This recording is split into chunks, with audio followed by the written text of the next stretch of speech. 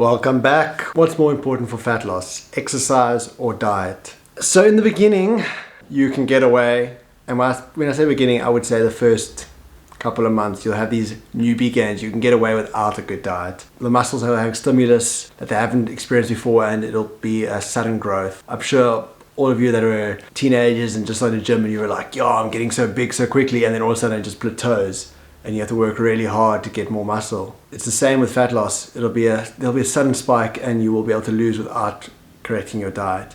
But that'll come to an end very quickly. And that's where the diet comes in, and you'll realize that it's a lot easier to just take an hour on a Sunday, okay, call it an hour and a half on a Sunday, and prepare your meals for 4 days, your lunches, than having to work off those calories because you decided you're going to go and get fast food at lunchtime. Now, don't get me wrong, I am the last person to talk about not getting quick lunches and stuff like that.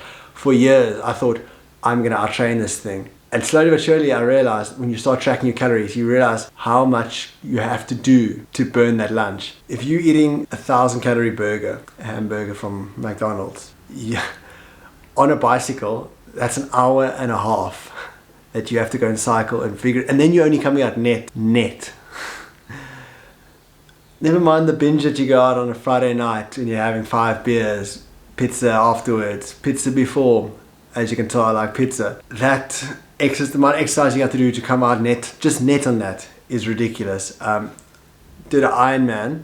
Yeah, did an Ironman, you're such a wanker. Yes, I'm a wanker, thank you. And I burnt, and that's according to a watch, it's not entirely accurate, but 8,000 calories on the day. That's 4 kilometers. I did 4.5 kilometers swim, 180 kilometer cycle, and a 42 kilometer run, and I burnt 8,000 calories.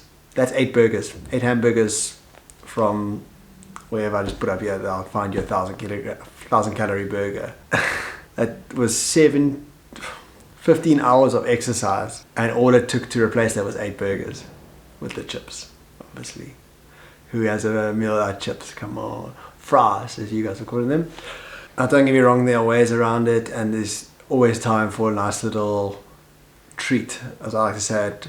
Not a cheat day, but just living your normal life and keeping within your calories. But a little preparation will save you a lot of heartache in the gym and a lot of needless cardio. No one likes cardio. Ask yourself, would you rather, A, you're going to save money by not going out, B, let's even make it ridiculous. Would you rather spend 3 hours cooking or 3 hours over and on top of your normal exercise running to try and burn off those calories? I don't know. I've done a lot of races and I'd rather cook. So just take that into account when next time you think that, I don't have time, but I still want to look good.